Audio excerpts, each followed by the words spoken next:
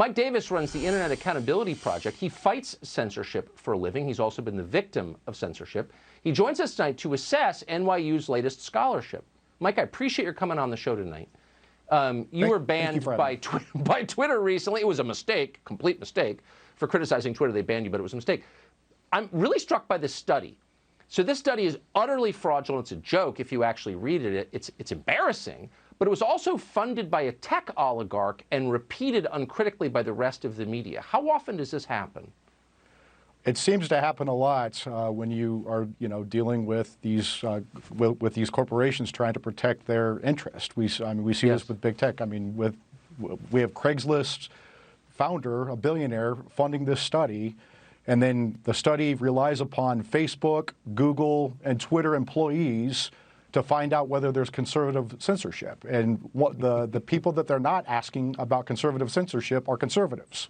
And so, of course, they didn't find any censorship, just like, the tobacco industry didn't find any problems with tobacco in kids. I mean, it's just, it was a pretty amazing study.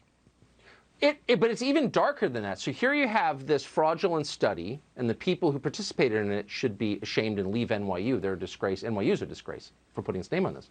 But then that fake study is quoted by Jeff Bezos's newspaper as real, which dares anybody to criticize it on pain of being accused of committing disinformation and punished. I mean, this actually becomes an Orwellian spiral, and I don't think I'm overstating it, am I?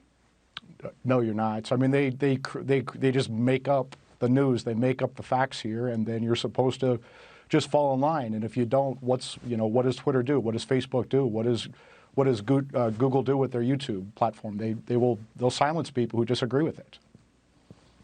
How many institutions in Washington, think tanks, aren't funded directly or indirectly by the tech oligarchs, would you say? It seems like many of them are, most of them are, on both the left and the right. And so this is not just a problem with Democrats in Washington, D.C. There are many Republicans in D.C. who are bought off by big tech, by Google, by Amazon, by Facebook, by Apple, by Twitter. And so this is a bipartisan problem in D.C., in the swamp. And I think that conservatives across America need to put pressure on their Republican members in Congress to side on to go on the side of everyday Americans instead of the big tech oligarchs. Yeah, I saw Mitch McConnell jumping up and down today about QAnon or whatever. Okay. I don't ever hear him say anything like that about Google, ever. Am I missing it? Has he given impassioned attacks on Google, defense of his own voters from Google recently that I missed? Like I said, I think that big tech has a hold of both parties in Washington, D.C., and it is a bipartisan problem. And everyday Americans need to speak up and tell their elected members of Congress to stop siding with big tech over everyday Americans. Mike, I appreciate your coming on tonight. Good luck. You are fighting a lonely battle, but a worthy one. Thank you. Thank you.